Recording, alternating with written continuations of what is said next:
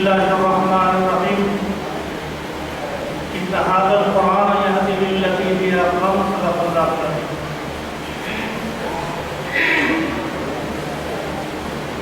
عزت باب حضرت مولانا فضل الحبیب مجددی صاحب، مولانا بلال بھائی صاحب، ڈاکٹر شکیل سندانی صاحب، اسٹیج پر بیٹھے ہوئے بزرگان دین اور ہمارے ساتھ ہیں ملت اسلامیہ کے ذمہ داران اور برادران اور بہنوں، السلام علیکم ورحمۃ اللہ وبرکاتہ۔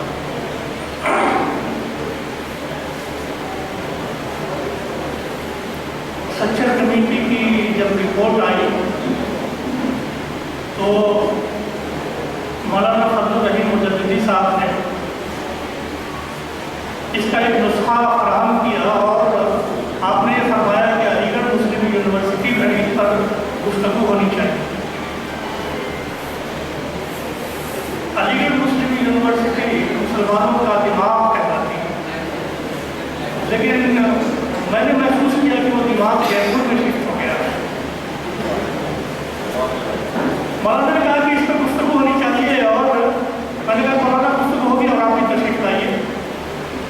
مولانا تشریف لائے، آپ کو یاد ہے، اور ہم نے اس پروگرام کو آرگنائز کیا۔ مولانا نے ایک بات فرمائی، وہ بات آج تک میں بھولتا نہیں۔ مولانا نے فرمایا کہ جب تعلیم سستی تھی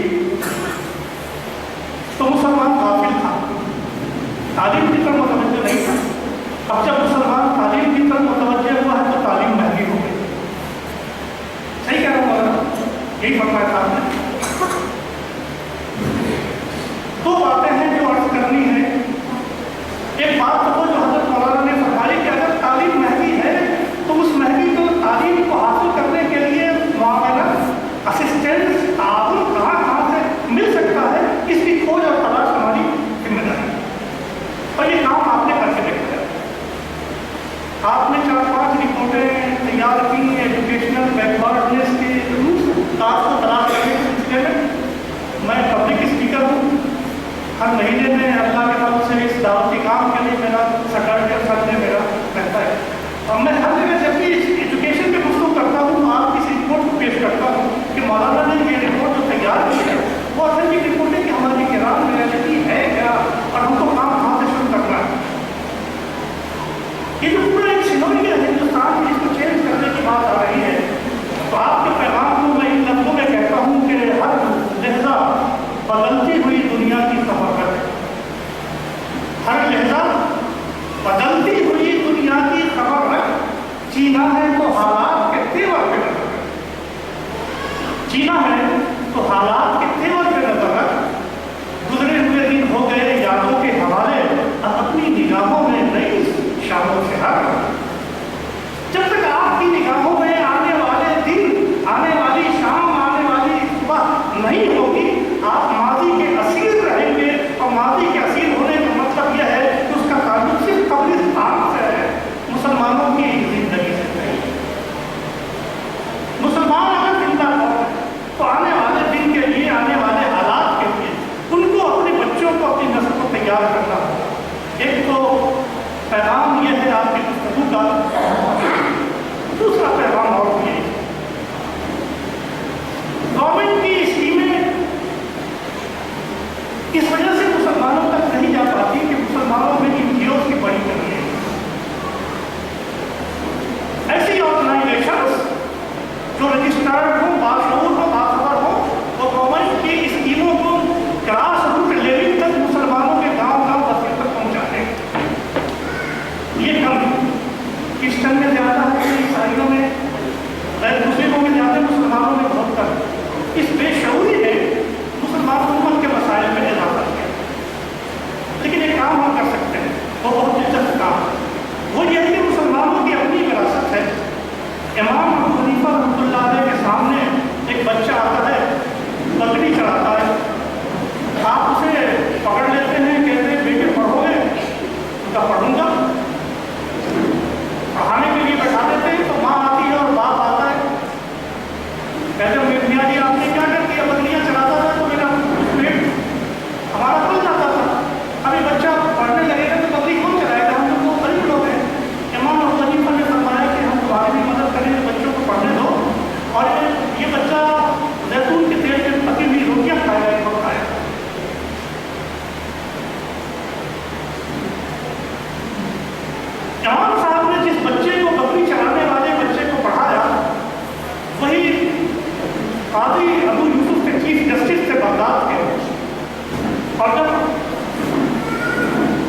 कानून के दरबार में उनके पास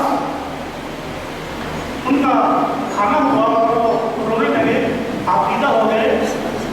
बादशाह ने पूछा कि क्या बात है? तुमने मेरे उस्ताद ने मेरी बाप से कहा था, मेरे बाप से कहा था कि तेरा बेटा एक दिन जैतून के तेल में पकी हुई रोटियां खाएगा, वो दिन आ हमारी विरासत ये नहीं है मेरे मुसलमान भाइयों कि हमारे माताओं ने नानाओं का हाथ पकड़ के तरक्की की मंजिलें दिखाई। हमने गरीबों को उठाया है गरीबी से और कदम गरीब की मंजिल तक पहुंचाया, हमने अडॉप्ट किया। हमारे यहाँ में एक बहुत बड़े फलसफी गुजरे हैं, इब्न सीना बाजार से गुजर रहे थे, देखा कि नान भाई की दुकान पे एक बच्चा हाथ मांग रहा है, बड़ा दिल तक, छोटे बच्चे तुम भी सुनना। कहने लगा कि जरा सी आग दे दो, मेरी माँ चूल्हा जलाएगी। उन्होंने कहा कि बेटे काहे में आग लोगे? तो हाथ में दे दो। उन्होंने तेरा हाथ तो जल जाएगा। आग